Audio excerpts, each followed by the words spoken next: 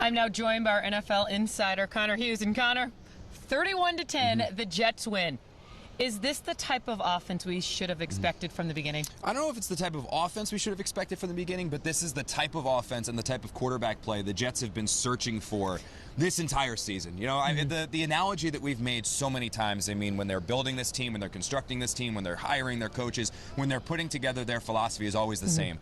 The Jets want to recreate the San Francisco 49ers here on the East Coast. And if you think about what the San Francisco 49ers are led by, they have playmakers littered across the offense, they have a dominant defense, and they have a quarterback in Jimmy Garoppolo who pretty much manages the game. They ask him, don't make the back-breaking mistake, take what the defense gives you, run the offense as it's designed, and we will win football games. We might not always throw for 500 yards, we might not always throw for 4 or 5 or 6 touchdowns, we might not do what Pat Mahomes is doing in Kansas City or Josh Allen's doing in Buffalo, but that's we will, okay. yes, it's They're okay winning because, football games. exactly, because we will win football games playing that brand of football. What we saw from Mike White today is exactly what the Jets have been looking for. It was basically store-brand Jimmy Garoppolo. You've been dying to say that. I know you have. I know I was. I've been dying. I love the line. I said it to somebody on the Jets. They started cracking up at it, so I had to keep going with it. But look, they have a quarterback now in Mike White who is out there for this game. He took what the defense gave him. He, as Robert Saleh said, made easy look easy. And you saw how effective this Jets offense can be when you run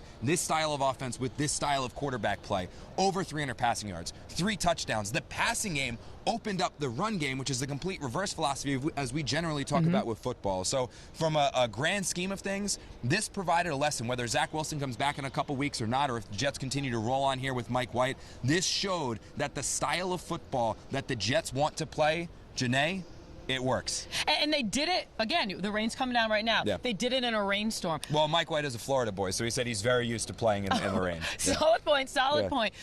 How much longer is Mike White on a short leash? How much longer do you think? What does Mike White need to do to continue to be the Jets quarterback? I mean, they're 7-4 going into the month of December in the playoff hunt. Well, you'd have a mutiny on your hands if the Jets benched Mike White after this game. So that's definitely not happening in the locker room. So he'll get this next game against the Minnesota Vikings. Win or lose, I think he'll probably get that game against the Buffalo Bills.